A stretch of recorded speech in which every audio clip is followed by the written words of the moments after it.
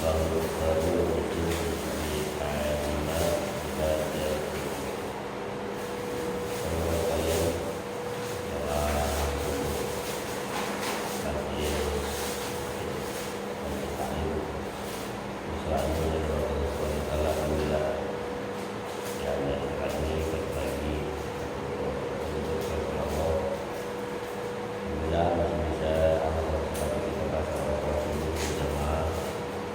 Tidak ada depan TV sudah sekarang kita kajian taklim. Seperti biasa itu kajian hadis kita Hasan Bawin Arba'in Nawawi, hadis yang ke-27. Semoga apa yang kita lakukan Allah Subhanahu Wa Taala menjadi kita belajar menjadi manfaat darinya, menjadi kita bahagia di dunia maupun yang akan datang. Sebelumnya kita baca Fatihah. Mengharapkan pemerintah bisa dengan bersiap baca Fatihah dulu untuk Fatihah. Mudah-mudahan kita sedang sakit dari kepada Allah Subhanahu Wa Taala. Kalau sekali lagi musim baca obat, jadi dengan sakit, gejala obat, demam, cacat dan sebagainya. Harapkan semoga semuanya diberikan kesembuhan oleh Allah Subhanahu Wa Taala. Semoga juga semua hajat dijawab oleh Allah Subhanahu Wa Taala, dijawab oleh segala kembali dan musibah. Mudah-mudahan dengan barokah kita pun juga kita dapat memberikan manfaat untuk orang-orang. Adalah di Jawa itu negara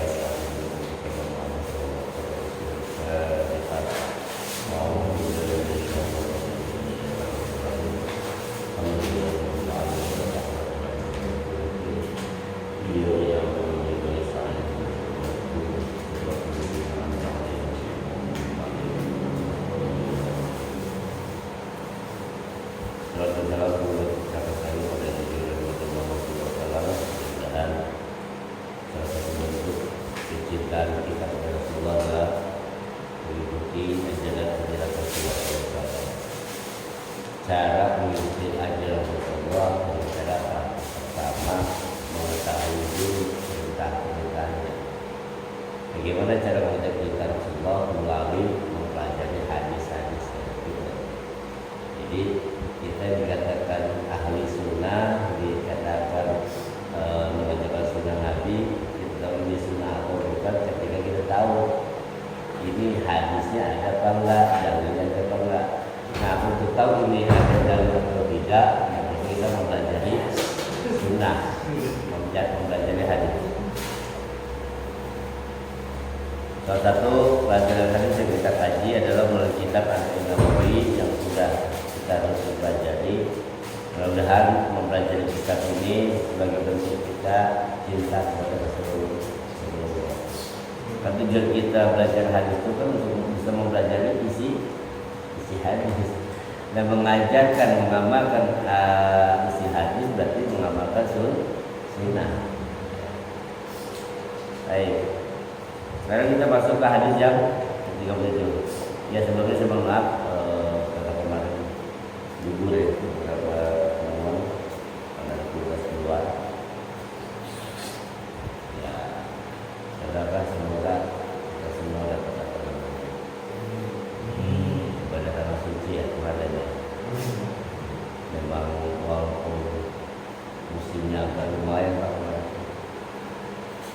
40 lebih ya suhunya, panas luar biasa. Di dalam kamar hotel bisa adem, dingin, pakai AC gitu kan, begitu keluar musim sama, begitu keluar di musim juga langsung terasa.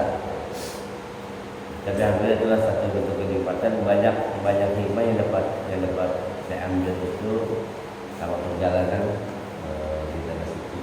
Memang setiap perjalanan yang saya tempuh pasti bagi hikmah yang berbeda-beda ya.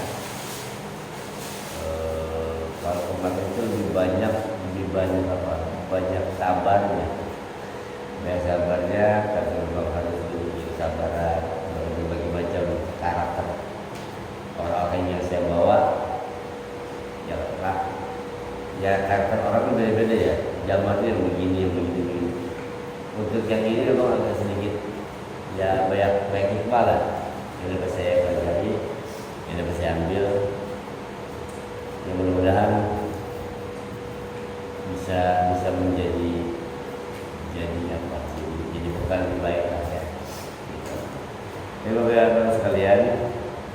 Masuk ke hadis ke-37. An Ibnu Abbas radhiyallahu anhu an Rasulullah sallallahu alaihi wasallam. Dari Ibnu Abbas radhiyallahu anhu, ada berapa bahasa siapa Ibnu Abbas? Abdullah bin Abbas. Ini adalah sepupu Rasulullah. Nah, Abbas adalah pamannya Rasulullah. Dua paman Rasulullah masuk Islam, dua paman Rasulullah tidak masuk Islam. Nah, yang masuk Islam dua, yaitu Abbas dan Hamzah. Ini Abbas nih. Abbas ini punya anak namanya Abdullah. Biasa dikenal dengan Ibnu Abbas. An Ibnu Abbas radhiyallahu anhu, dari Ibnu Abbas radhiyallahu anhu, dia berkata, Ali Rasulullah SAW dan Rasulullah SAW Fima yadwihi an Rabbihi tabaraka wa ta'ala, dari apa-apa yang diriwayatkan dari Tuhannya tabaraka wa ta'ala, yang maha suci, yang maha dan maha tinggi. Maksudnya ini hadisnya diriwayatkan langsung dari Allah, cuma redaksinya dari Rasulullah. Nah, para ahli hadis menyebutnya ini adalah hadis qudsi. Jadi perkataan itu ada tiga macam, Pak. Ya, ada yang sumbernya dari Allah, bentuk kalimatnya dari Allah, itu Al-Quran. Ya, sumbernya dari Allah, bentuk narasinya kata-kata itu dari Allah, kalimat dari Allah, itu Al-Quran. Ada yang sumbernya dari Nabi, narasinya dari Nabi, itu namanya hadis Nabawi, namanya hadis Nabawi. Ada yang sumbernya dari Allah, namun narasinya dari Rasulullah, itu disebutnya hadis qudsi. Nah, ini masuk dalam kategori hadis qudsi. Kalau hadis qudsi itu hampir dipastikan kevalidan, kesahihannya dari bentuk sanad, ya, atau isi hadisnya. Baik, apa kata Rasulullah? Qala innallaha kataba hasanatin wa sayyi'atin. Sesungguhnya Allah telah mencatat segala macam kebaikan dan segala macam keburukan. Jadi selama hidup kita, mulai dari kita balik sampai kita meninggal dunia, seluruh catatan amal baik dan amal buruk kita tercatat oleh Allah, dicatat oleh Allah, dan itu yang akan kita pertanggungjawabkan nanti di masa yang akan datang atau di hari kiamat. Tidak ada satu pun yang terlewat. Allah kata dalam Al-Quran, tidak ada satu pun dalam hidup ini yang kita lakukan itu terlewatkan dari pantauan Allah Subhanahu wa Ta'ala. Kalau dulu tulis gitu kita bilang kita selama hidup kita selalu dikawal oleh malaikat Raqib dan Atid. Raqib dan Atid ini selalu memantau kita sepanjang hidup 24 jam. Sekecil apapun perbuatan kita bisa oleh malaikat Atid, gitu kan? Nah, sekecil apapun perbuatan baik kita oleh malaikat Raqib, kalau keburukan oleh malaikat Atid. Ya, itu malaikat Raqib itu yang mencatatkan segala macam amal kita. Nah, di sini disebutkan ya, Allah mencatat seluruh kebaikan dan seluruh kejelekan. Summa bayyana, kalau Rasul jelasin. Nah, jadi gini, sumber utamanya innallaha katabal hasanat wa sayyi'at. Summa bayyana, lalu dijelasin maksudnya apa sih? Maksud darinya itu adalah kata Rasulullah, faman hamma bihasanatin falam ya'malha kataballahu indahu hasanatan kamilah. Faman hamma, barang siapa yang berkeinginan bihasanatin, tanpa perbuatan kebaikan, falam ya'malha, tapi dia belum mengerjakan atau tidak mengerjakan perbuatan itu, kataballahu indahu hasanatan kamilah, Allah catat di sisinya satu kebaikan. Jadi ada orang, kata Rasulullah, dia sudah punya keinginan, sudah punya niat melakukan perbuatan baik, baru niat doang nih. Nah, belum dia melakukan perbuatan itu, tidak melakukan perbuatan itu, dia sudah dapatkan satu pahala. Kamilah yang sempurna. Nah, ada beberapa kata yang kita kaji lebih dalam sini. Dalam hal sini disebutkan kata-kata hamma. Hamma itu, paman hamma itu adalah sebuah keinginan yang memang sudah diniatkan jauh-jauh hari, diniatkan sebelumnya, sudah diatur sedemikian rupa secara sistematis dan sebagainya. Itu namanya hamma. Beda dengan khutbah. Kalau khutbah itu keinginan yang mendadak. Contoh begini nih, saya udah niatan ngaji, habis subuh besok ada kajian nih, sudah niat pengen datang. Nah itu namanya hamma tuh. Namanya hamma. Nah beda kalau dia pas lagi sholat di sini, di pengajian udah sekali aja. Itu namanya khutbah. Jadi ada hamma, ada khutbah. Kalau hamma itu sesuatu yang memang kita sudah rencanakan, kita sudah pola, kita sudah atur, kita sudah tentukan, itu namanya hamma. Kalau yang tidak kita rencanakan, spontan itu namanya khutbah. Paham ya bedanya nih? Nah di sini disebutkannya paman hamma. Barang siapa yang keinginan itu direncanakan, seperti tadi saya bilang ya, kita sudah rencana pengen bersedekah nih, pengen ngasih si A ini.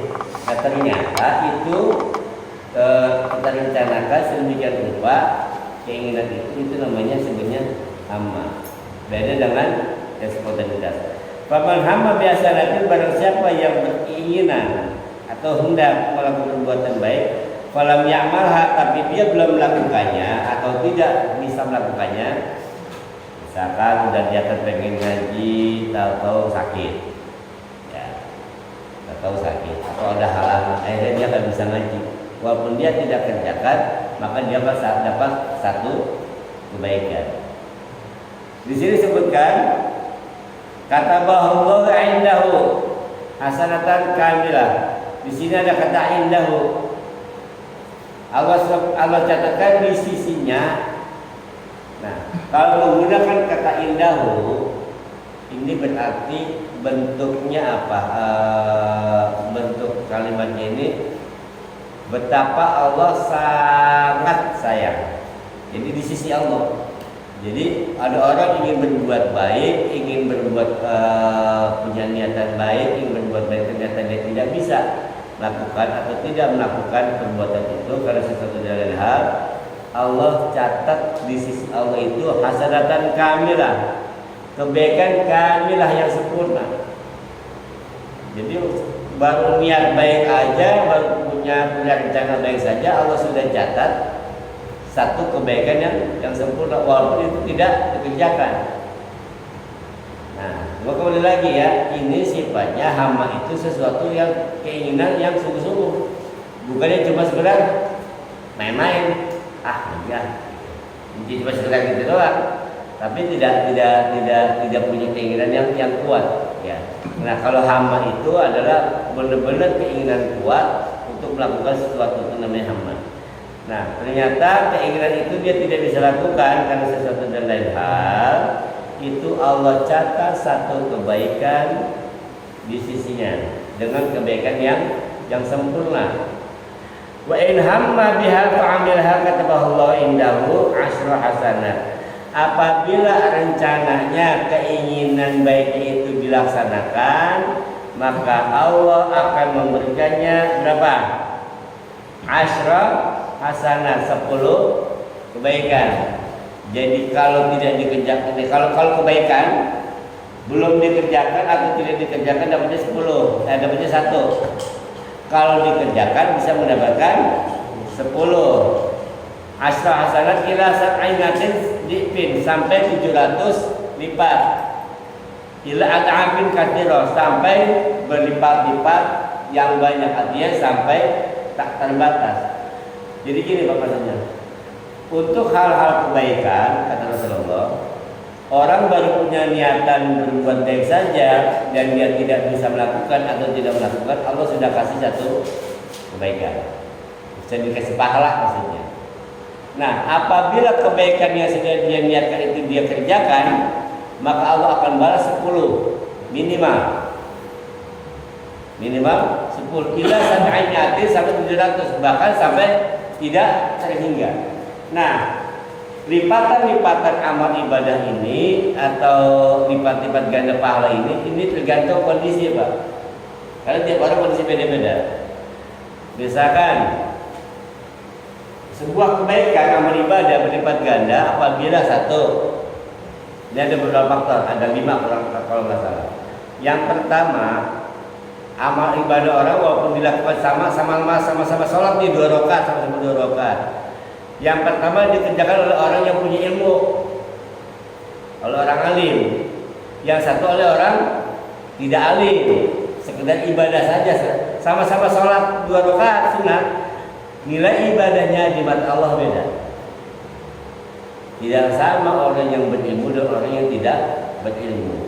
Bahkan dikatakan faqulu man bighayri ilmin ya'mal amaluhu madudatun la tuqbal. Orang siapa yang ibadah kepada Allah, ibadah tanpa ilmunya, maka ada kemungkinan ibadahnya ditolak. Jadi walaupun sama-sama 2 rakaat sholatnya, sama-sama sholat sunat, nilai ibadahnya, nilai pahalanya di mata Allah beda. Karena kalau yang satu ibadahnya pakai ilmu, yang satu cuma ikut-ikutan. Itu yang menjadi faktor penyebab kenapa disebut yang apa, sampai lipatan yang tidak terhingga. Cuma standarnya sama, standar 10 semua nih. Ya, mau yang bodoh, mau yang tidak bodoh, standarnya sama 10. Cuma di mata Allah, orang yang punya ilmu dengan yang tidak punya ilmu. Contoh yang gampang begini, Pak. Bapak bikin makanan enak banget, bikin goreng ayam. Enak nih goreng ayam. KFC makalah rasanya Bapak.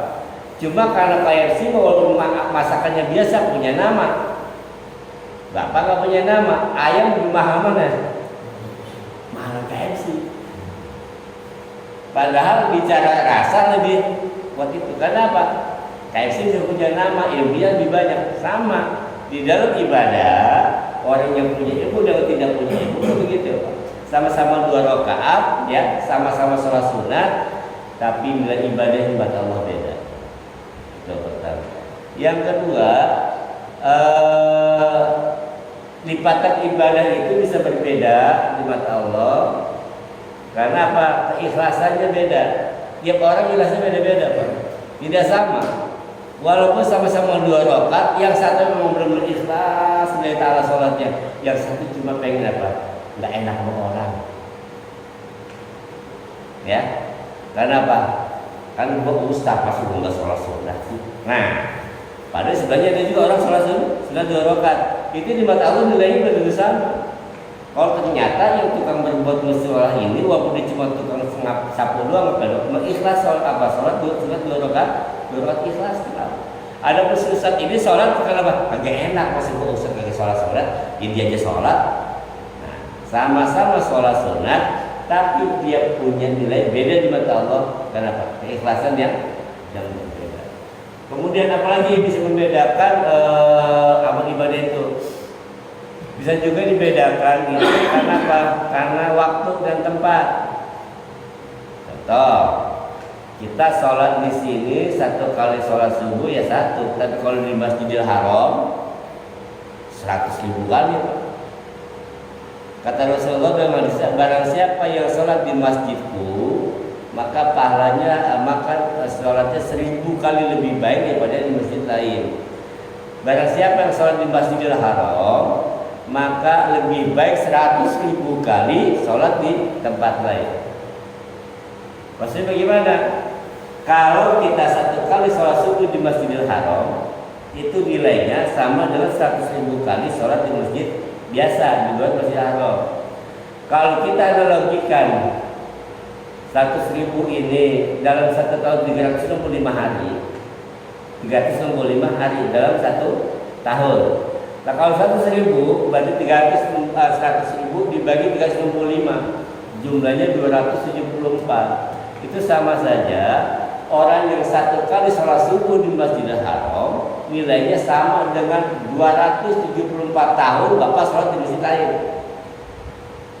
Itulah kenapa istimewanya orang berbondong-bondong ini sholat di Mekah, ini sholat di Masjidil Haram. itu baru 1 kali sholat, dia sholat sendiri. Bagaimana kalau berjamaah? Dikalikan saja. 274 tahun dikalikan 27. Sebanyak itu pahala yang didapatkan ketika 1 kali sholat di Masjidil Haram. Makanya tidak ada kata mahal dalam orang pergi ke Mekah, karena dilihat dari jenis itu baru segi apa? Pahala sholatnya itu. Sama-sama sholat subuh, sama-sama 2 rakaat. Di sini berapa rakaat? 2 rakaat. Di sana 2 rakaat, sama-sama 2 rakaat. Cuma karena beda tempat, apa mudahnya beda, lipatannya beda. Di Masjid Nabawi 1000. Belum lagi kalau ibadah-ibadah yang lain ya. Ibadah-ibadah yang lain itu banyak sekali waktu juga yang bisa membedakan. Contoh, sholat sendiri dengan sholat rame-rame itu beda lagi. Beda ibadahnya. Kemudian yang bisa membedakan kebaikan itu berlipat ganda karena amalan perbuatannya itu sendiri. Fadilahnya perbuatan amal sholat itu sendiri.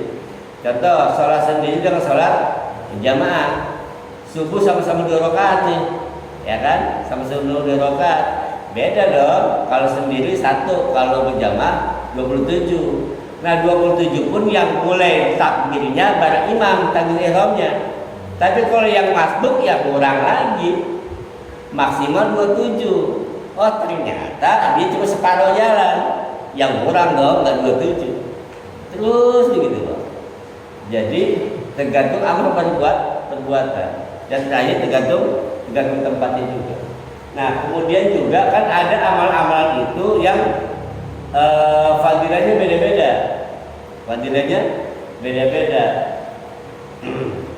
Makanya di sini sebutkan kata Allah Subhanahu wa taala melalui hadis Rasulullah, orang yang berbuat baik, amal ibadah yang baik atau amal-amal soleh itu apabila dilakukan minimal dapat 10, minimal 10, maksimalnya tak terhingga. Karena keikhlasan orang itu beda-beda, ilmu orang beda-beda, ya. Kemudian kondisi orang pun beda-beda. Sama ketika sholatnya orang yang sudah nikah dengan belum nikah juga beda di mata Allah. Nah kemudian kata Rasulullah dalam hadis ada lanjutannya, wa in hamma bi sayyi'atin wa lam ya'malha katabahu Allah indahu hasanatan kamilah. Barang siapa yang punya rencana jelek, nih, oh ini rencananya memang sudah direncanakan nih, sudah direncanakan sedemikian rupa, sudah dikelola. Nah, falam ya'malha katabahu Allah indahu hasanatan kamilah. Dia punya rencana jelek, tapi tidak dikerjakan, maka Allah akan berikan apa? Hasanatan kamilah, kebaikan yang sempurna. Kebaikan yang sempurna. Jadi dia sudah punya niatan jelek, ternyata tidak jadi dia kerjakan, maka dia mendapatkan 1 kebaikan yang sempurna, sama dengan tadi itu. Wa in hamma biha fa'amilaha katabahu sayyi'atan wahidah. Dan apabila dia punya rencana jelek tapi dia kerjakan juga, Allah berikan apa? 1 kejelekan. Di sini kalimatnya gini Pak, ada 2, kebaikan dan keburukan. Kalau untuk kebaikan nih, barang siapa yang punya niat baik tapi dia tidak mengerjakan, maka dia dapat 1 pahala, baru niatan doang. Ya. Apabila niatan itu dikerjakan, maka mendapat minimal 10, maksimal tak terbatas pahala yang didapatkan dari Allah Subhanahu wa taala. Ini untuk kebaikan. Nah, kalau untuk keburukan, barang siapa yang punya niat buruk tapi dia tidak kerjakan karena Allah, maka dia mendapatkan 1 kebaikan yang sempurna, hasanatan kamilah. Sama tuh, sama-sama hasanah kamilah kalau tidak dikerjakan. Tapi kalau perbuatan buruk itu dia kerjakan, Allah cuma kasih 1. Ya, untuk keburukan Allah kasih cuma 1, tapi untuk kebaikan Allah kasih yang banyak.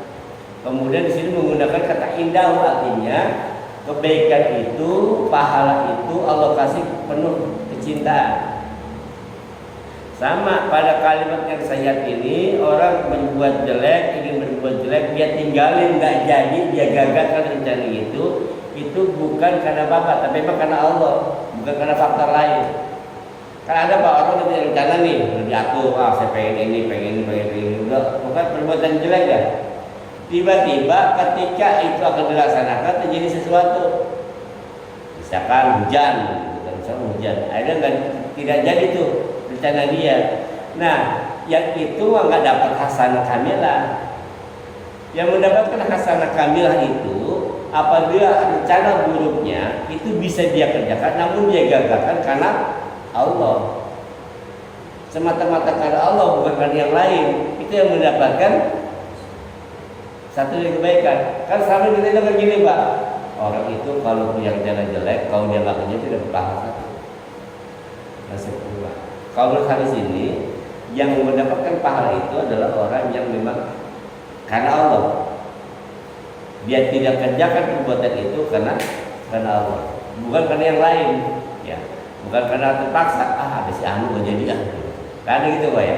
Kita punya rencana begini nih, tahu ketahuan orang atau apapun, rencana itu gagal, dia tidak kerjakan, dia bukan mendapatkan yang hasanah saya hasanah kami lah, nggak dapat pahala. Dia cuma dapat alhamdulillah terhindar oleh Allah dari perbuatan buruk. Makanya kadang-kadang begini Pak, Allah tuh kadang bentuk sayang Allah kepada kita itu, Allah cegah kita dari perbuatan maksiat. Maka disebutkan inna sholata tanha 'anil fahsya'i wal munkar itu artinya apa maksudnya? Seringkali Allah itu jaga kita dari perbuatan rencana munkar, rencana fahsya itu dengan sholat. Bisa gini, kita ada rencana nggak bagus lah gitu menurut Islam. Nah, ketika pada saatnya itu hari-harinya Allah bikin kita apa? Kadang Allah bikin kita tidur. Kita udah punya niatan nih, kalau kita lek-lekan dong gitu kan, nggaplek, karuan, jujilah bahasa kasar. Ya udah nanti malam jam 9 ya. Nah, tata jam 8 dia ketiduran. Bangun-bangun udah jam 3 udah bubar gitu kan.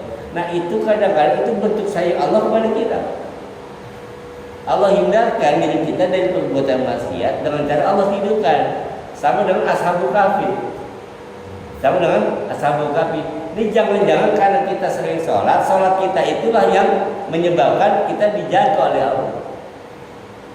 Jadi bentuk fahsya wal munkar itu dalam kadang-kadang Allah berikan pertolongan itu pada hal yang kita nggak duga. Misalkan lagi ada rencana lain, sering kita kadang itu kan hikmahnya Pak. Di jalanan atau kita kenapa-napa gitu kan, akhirnya tidak tepat waktu. Ternyata kalau kita tepat waktu ada kejadian kan gitu. Jadi seringkali Allah itu mencegah kita, menjaga kita dengan kejadian-kejadian yang kita nggak senang. Tapi sebenarnya Allah sayang. Allah sayang. Aduh, coba gue datang lebih awal, wah gue yang kena tuh kan gitu kadang-kadang gitu kan. Jadi banyak sekali Allah melindungi kita dari hal-hal yang buruk itu dengan caranya. Walaupun kadang-kadang cara itu kita nggak senang pada saat itu. Tapi sesudahnya biasa kita bisa menikmati. Maka kita selalu minta pada Allah Subhanahu Wa Taala minta perlindungan dari hal-hal yang tidak kita ketahui, dari keburukan rencana jahat manusia dan sebagainya. Dan sholat itulah yang bisa mencegah kita, karena kita sering berkomunikasi sama Allah, menyembah Allah, kita sholat rajin, maka Allah akan melindungi kita dari hal-hal itu. Termasuk rencana jelek. Allah akan hapuskan. Orang kalau di hatinya masih punya rencana jelek, punya keinginan jelek, pertanyakan sholatnya. Jangan-jangan ngeber di sholatnya. Ternyata sholat dia tidak bisa tanha 'anil fahsya'i wal munkar. Ternyata sholatnya tidak bisa mencegah dia dari perbuatan keji dan munkar. Sholat mah sholat.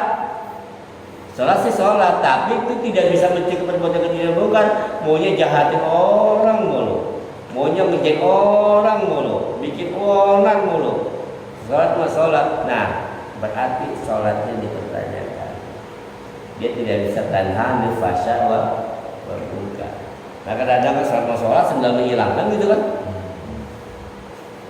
Karena ke masjid itu tujuan bukan sholat tapi cari sendal gitu. Baik, ini begini Pak ya. Jadi intinya dalam sini bahwa Allah itu sangat sayang kepada kita, sangat sayang.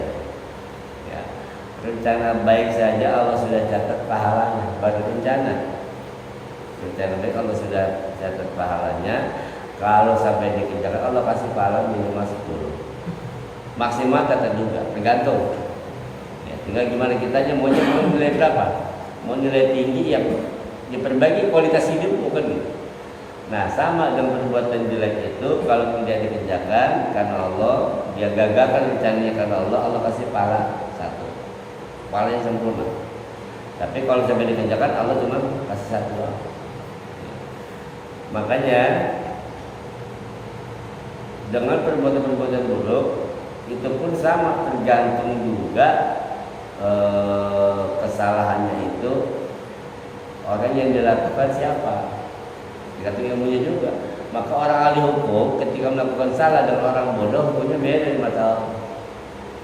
Jadi jangan dikira nih, bapak misalkan berbuat maksiat, ya ada ustaz juga berbuat maksiat, perbuatannya sama-sama nyolong ayam nih, sama-sama nyolong ayam, tapi hukumnya beda. Kenapa? Kalau ini orang bodoh, ini orang pintar. Hukumnya beda, walaupun sama-sama perbuatan maksiat, tapi beda hukumnya, beda ganjarannya akibat apa? Kualitas yang dia pilih. Sama tempat setempat, di tanah haram, di Mekah sana, berbuat baik Allah lipat gandakan. Berbuat baik Allah lipat gandakan, tapi berbuat buruk pun sama. Makanya banyak para sahabat, banyak para ulama, banyak para ahli salafus soleh itu nggak mau tinggal di Mekah, nggak mau tinggal di Madinah karena itu konsekuensinya. Lihat para sahabat kan banyak yang nggak mau tinggal di Mekah. Kenapa? Karena mereka paham kalau manusia ini kan tempat salah dan khilaf, salah dan lupa. Nah ketika dia berbuat khilaf di Mekah, berbuat salah di Mekah, dosanya pun lebih banyak dibandingkan dosa di tempat lain.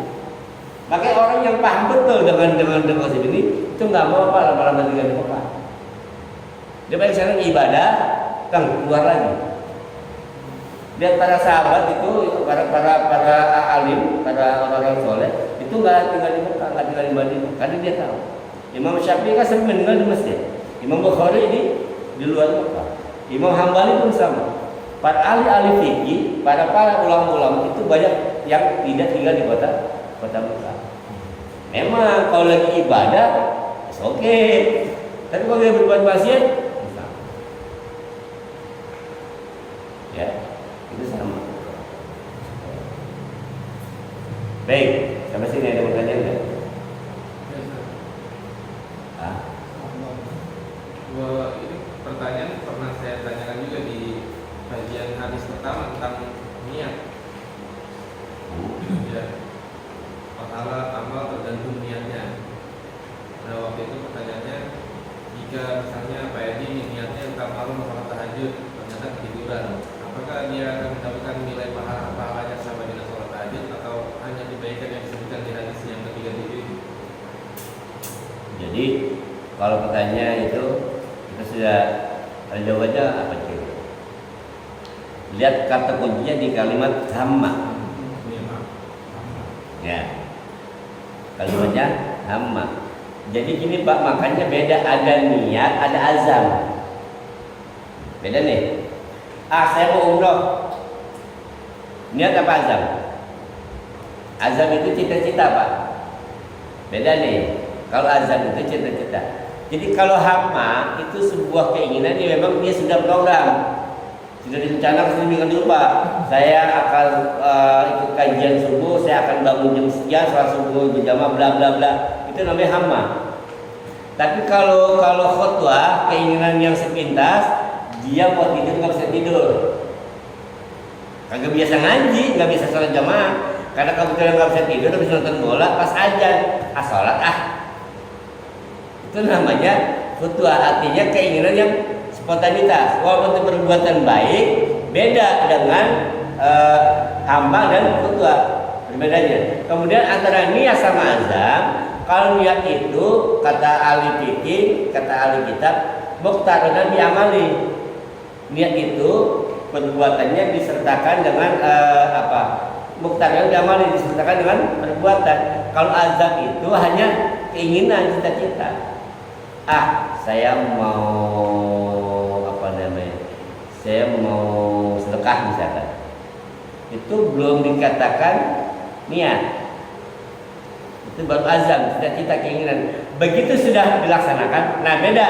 Saya mau sedekah, itu sudah ngantong duit di kantong.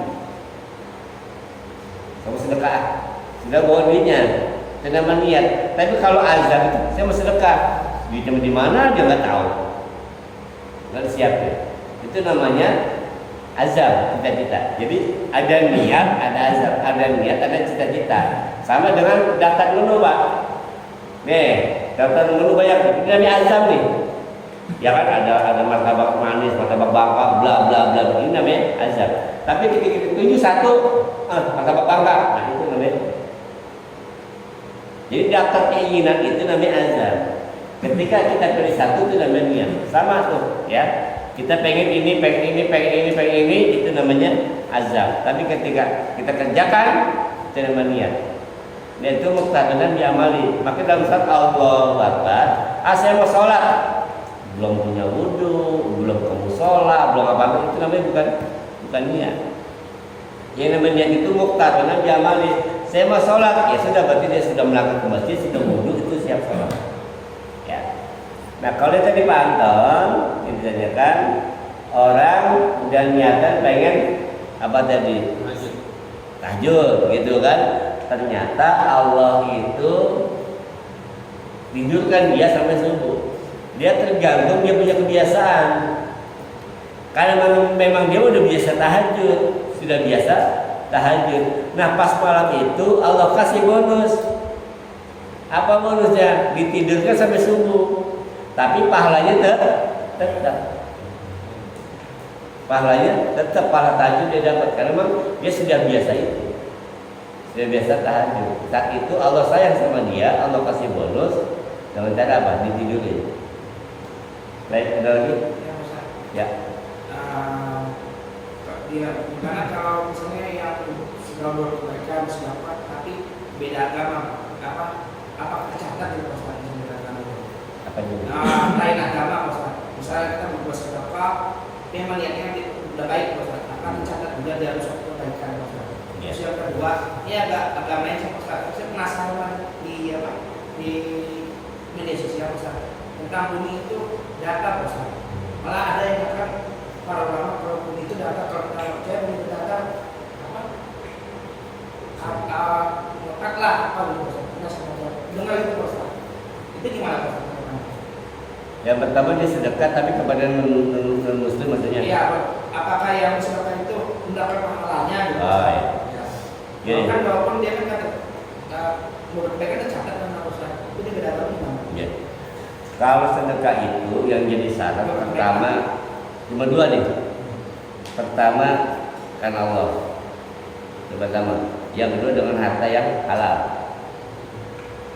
Nah, siapa sedekahnya? Siapa aja. Enggak harus pada sesama orang Islam. Kepada siapapun yang membutuhkan. Karena kan innama shadaqatu lil fuqara. Buat orang fakir, wal masakin, wal misabil, itu nggak disebut musliminnya enggak.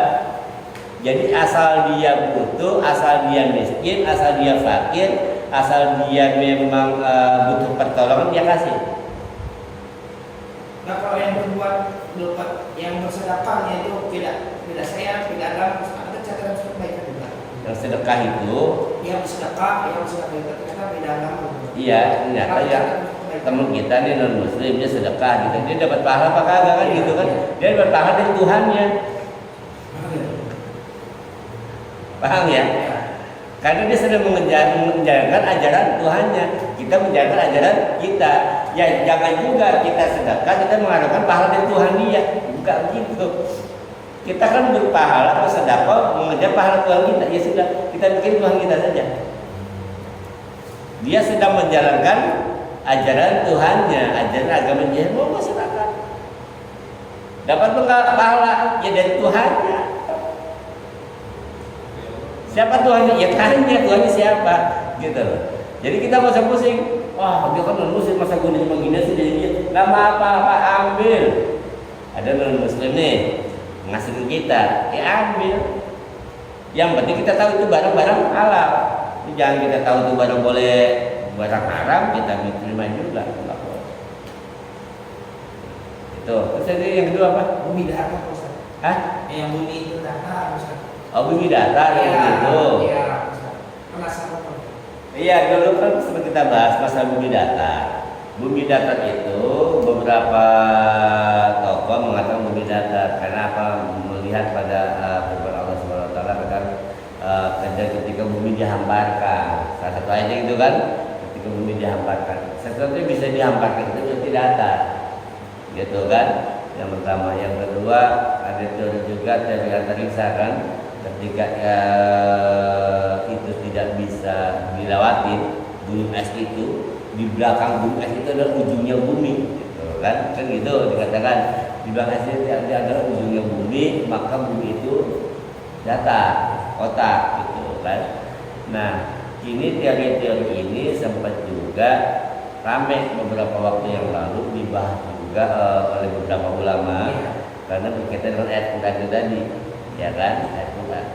Nah, ketika kata-kata wa iwailan ardi kaifasuti hadir bagaimana ketika bumi dihamparkan, karena mengacu kepada karpet nih, karpetnya bisa dibentangin, bumi bisa dilipat, bisa digulung, itu karena memang dia memiliki bentuk tidak bulat. Kalau bulat tidak bisa dilipat gitu loh. Bola bisa dilipat? Enggak. Nah, karena ada ayat, ada dalil mengatakan ketika bumi dilipat, berarti ini bentuk bumi ini apa namanya? Datar, enggak bulat. Kemudian bumi ini dihamparkan, maka bumi itu bentuknya datar. Jadi hanya dengan itu Pak mereka beranggapan bumi itu datar. Nah, namun konsep-konsep para ilmuwan, para teknisi dan sebagainya sekarang sudah membuktikan ketika kita terbang, kita lihat dari ujung itu kan, kata memang ternyata bumi bulat. Oh itu mah yang di bulat itu adalah itu rekayasa NASA bla bla bla bla gitu kan dulu begitu bicara itu. Sekarang kan sudah maju, kalau sudah bisa membuktikan diri, dia terbang, dilihat ke bawah ternyata memang bumi bulat. Kemudian sudah sinar matahari kan beda juga. Lalu dulu sempat dibuktikan juga dengan teori kapal laut kan, ketika seseorang pada titik A, gitu titik A, maka dia nanti jalan akan kembali ke titik A, kembali ke titik semula. Itu kan pernah dilakukan oleh Marco Polo, kemudian lagi siapa namanya Belanda tuh. Siapa sih namanya saya lupa, yang membuktikan bahwa memang bumi itu bulat. Ketika dia berlayar dari kota A terus gitu kan, dia akan kembali lagi ke kota A. Kemudian ketika ada kapal nih di laut, dia jalan terus, dia lama-lama kan menghilang. Karena memang bentuk bumi itu begini Pak, gitu loh. Ya, kalau ini kan bumi itu datar, seharusnya dia kan akan melihat terus. Tapi enggak, tapi dia akan menghilang karena memang bentuk bumi itu bulat. Jadi menurut teori inilah yang menyebabkan dikatakan bumi itu bulat. Pertanyaannya buat kita nih, dengan kita mengetahui bumi datar dan tidak datar, untuk keimanan apa? Apa untungnya kita mempelajari bumi datar dan tidak? Kan itu ujung-ujungnya. Bumi datar dan tidak ngaruh dengan keimanan. Dia ngaruh dengan keimanan. Ya sholat mah tetap sholat, puasa tetap puasa, nggak ada itu. Maka saya bilang, kadang-kadang orang mempelajari sebuah pelajaran, akhirnya meninggalkan banyak hal. Mempelajari konsep bumi datar, apa enggak bulat, apa enggak dipikirin, bukan selesai. Apa lupa sholat, lupa makan, lupa sedekah. Gara-gara pengen tahu doang bumi datar apa bulan. Nah kalau menurut saya yang kayak gini lebih gak usah dipelajarin. Ada untungnya buat keimanan kita. Apa sih yang bisa menguntungkan keimanan? Itu yang diutamakan. Bukannya nggak penting, ada pentingnya, cuma nggak urgent gitu loh. Pentingnya ada untuk pengetahuan, untuk ilmu pengetahuan, tapi nggak urgent untuk kehidupan kita sehari-hari. Ya. Masalah bumi bulat dan bumi datar. Makanya nanti ujung-ujungnya akan lagi pada konsep tauhid ya Pak. Ujung-ujung ini konsep tauhid. Nanti akhirnya ujung-ujungnya bukan akan melenceng, bukan lagi masalah teori bumi datar bumi bulat ya, tapi ujungnya ke ilmu tauhid. Nanti lagi kemana? Ke trilogi. Nanti lagi kemana? Ke tauhid. Nanti akan perang dengan sifat 20. Begitu. Ujung-ujungnya mah kesana ini. Ya kan? Ya ujungnya yang saya lihat maksudnya kalau kita nggak percaya bumi itu data sama aja udah kuat itu tauhid itu. Iya. Ujung-ujung ke tauhid sama dengan ketika Galileo dengan gereja kan begitu. Menentang gitu kan ilmu pengetahuan. Ujung kan sana. Ketika ada orang berbeda pendapat, dia kata ini menyalahi aturan agama. Aku nggak katakan begitu, aku kan begini. Ini Al-Quran nggak ada yang salah bos. Tidak ada yang salah dengan Al-Quran. Yang perlu diberesin kita punya otak. Kenapa? Al-Quran ini adalah laboratorium terbuka, siapapun boleh mempelajari. Jangan dikira satu Al-Quran ini berarti apa yang ada di otak itu Al-Quran semua. Kalau ente melakukan ada orang yang berbeda pendapat dengan ente katakan dia kafir, emang ente Tuhan. Jadi apa yang menurut pikiran dia mewakili Tuhan, dia nggak bisa. Siapapun bisa mempelajari Al-Quran dengan berbagai macam ilmu yang dia miliki. Kan yang dari konsep teori tadi kan begitu ujung-ujungnya. Ujung-ujungnya bicara tauhid kan. Ketika ada yang mengatakan bumi itu bulat berarti menyalahi aturan Al-Quran. Aku sering mengatakan bumi datar. Ketika ada yang mengatakan bumi bulat berarti ada kafir. Kan itu ujung-ujungnya. Emang apa? Benar kan? Jadi ujungnya ke sana Pak, bukan ingin mempelajari bumi itu bulat atau tidak. Ujungnya apa? Itu. Oh, kalau Anda mengatakan bumi itu bulat berarti Anda menyalahi Al-Quran, Anda kafir. Itu ujungnya. Benar kan? Maka saya bilang, nggak usah pelajari kayak gini. Nggak penting buat keimanan, nggak penting buat ibadahnya. Banyak Pak artikel teori konspirasi yang saya baca, dan saya nggak mau terlibat terlalu jauh. Saya cukup tahu. Jadi ketika saya berbicara di depan orang, itu kita punya pegangan, gitu. Ini arahnya kemana? Ini arahnya kemana? Sama dengan teori konspirasi lain, ya. Teori menjauhkan umat dari ulama. Kata Rasulullah, saya di zaman akan datang di suatu masa di mana umat akan lari dari ulama. Ketika umat lari dari ulama, maka kiamat sudah dekat. Ketika umat jauh dari ulama, jauh dari ustadz, jauh dari kiai, jauh dari ustazah, siap-siap kiamat sudah dekat. Allah nggak serta-merta menjauhkan begitu saja, ada proses. Sama ketika di hari akhir itu, di akhir zaman Allah bilang bahwa ilmu akan dicabut. Ilmu dicabut itu bukan berarti kita pintu atau Allah cabut jadi bodoh. Mendadak kalau itu kita jadi bego, enggak gitu. Cara dicabutnya ilmu adalah dengan dimatikan para ulama, dimatiin, dibikin meninggal. Ulama ahli fikih meninggal, ulama ahli fikih meninggal. Ilmu yang pertama kali hilang di muka bumi, kata Rasulullah apa? Ilmu apa? Ilmu waris, ilmu faraid. Nanti orang di akhir zaman itu bagi waris udah nggak pakai alim, udah nggak pakai ilmu faraid lagi. Udah bagi sebagi-bagi aja. Ilmu adat yang dipakai. Mereka nggak tahu hak ibu berapa persen, hak saudara laki-laki berapa persen. Ketika ada seorang meninggal, masih ada kakeknya, masih ada neneknya, neneknya lagi bagi, kakeknya lagi bagi, habis jatuh ke anak semua. Padahal hukum itu salah. Masih ada paman, masih ada bibinya kan gitu. Ketika terjadi percecokan ini bagaimana? Ilmu faraid yang pertama kali hilang karena apa? Karena jarang dipakai orang. Nanti ilmu apa lagi? Ilmu falak hilang. Ilmu falak. Banyak ilmu yang Allah menyiapkan di muka bumi.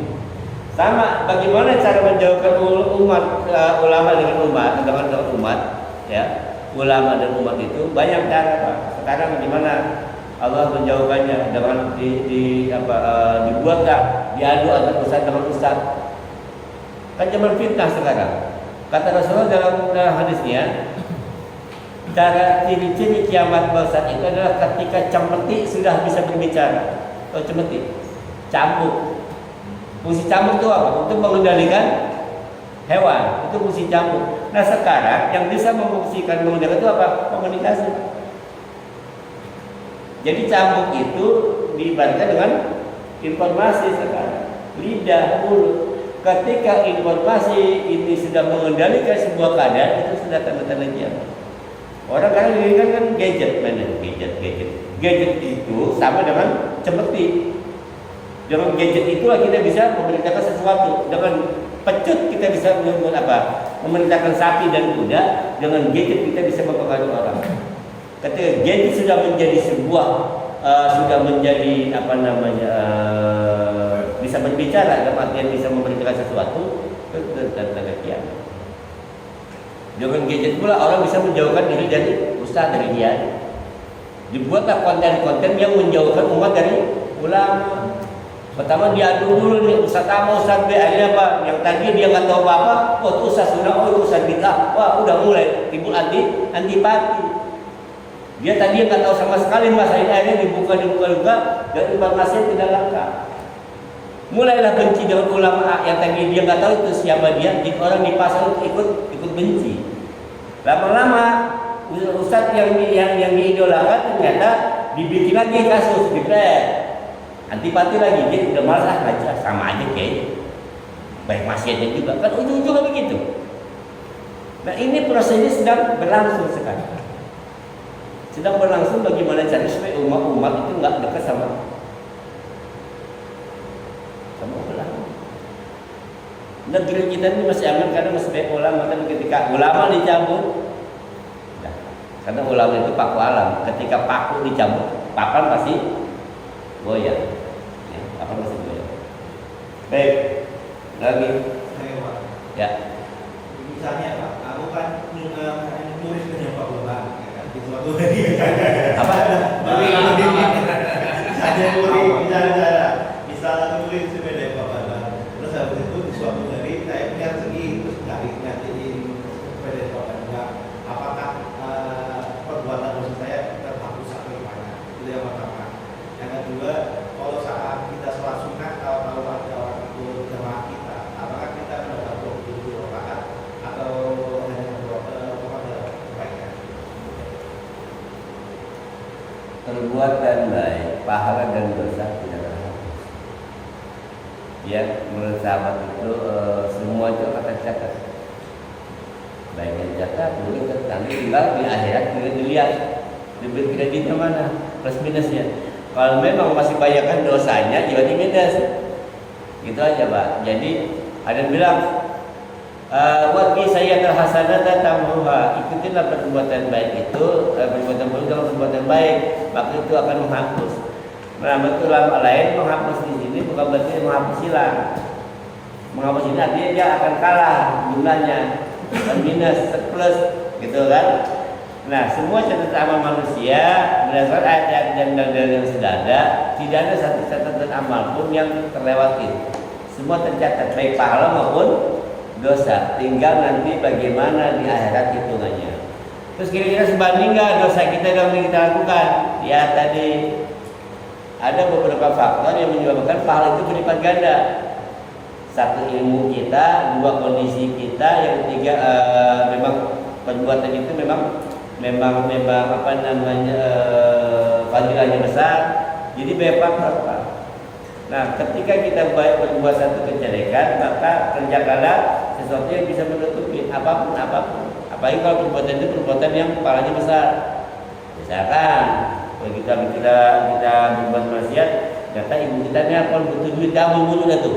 Ibu kan gitu kan, butuh tuh. Orang tua kan itu utamakan. Nah itu insya Allah kan menutupi.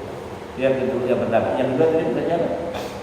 Sunnah ternyata ada yang ikut. Nah, Nabi SAW ternyata ada orang yang ikut masbuk ke kita. Pertama kasih kode, gitu loh. Kasih kode begini lah. Kalau dia nggak paham juga ya sudah, nggak apa-apa dia ikut kita. Nggak apa-apa. Karena dia sedang ngejar pahala 27. Kita kebantu dia. Bersetujuan. Wah, kasihan orang nyari pahala sholat sunat. Nyari pahala sholat berjamaah. Biar pertama kasih kode dulu, gitu kan. Kalau dia nggak paham, tetap berdiri di belakangnya, ya sudah biarkan dia ikut sholat ke kita. Karena apa? Dia sedang mencari pahala 27, kita membantu dia. Kira-kira Bapak dapat pahala nggak membantu orang dengan jari 27? Dapat, gitu. Kan ad-aban kasiro, lipatan yang tidak terhingga. Insya Allah ketika ada sholat sunat, kita sholat sunat, orang ikut, dia nggak tahu kan dia nggak tahu deh. Beda kalau emang dia tahu nih, bisa Pak Anton lagi sholat Ba'diyah Isya, nggak tahu sholat Ba'diyah Isya, kita ngikut di belakang dia, agak boleh. Tidak boleh. Kecuali kalau orang nggak tahu, kan lagi sholat aja Pak Anton tahu, dia ngikut aja. Padahal lagi sholat apa? Lagi sholat sunat, nggak apa-apa kalau nggak tahu. Tapi kalau tahu jangan. Baik, lagi cukup ya. Baik, cukup ya. Kesimpulannya bahwa Allah itu sangat sayang sama kita. Perbuatan baik itu walaupun tidak dikerjakan dapat 1 pahala. Kalau dikerjakan minimal dapat 10, maksimal tidak terhingga. Perbuatan buruk, kata Allah, kalau perbuatan buruk ditinggalkan karena Allah kasih 1 kebaikan. Ya, 1 kebaikan. Tapi kalau dikerjakan jadi dapat 1 keburukan aja. Ya, 1 keburukan. Demikian, semoga apa yang kita dapatkan kita kaji bermanfaat buat kita. Subhanakallahumma wa bihamdika asyhadu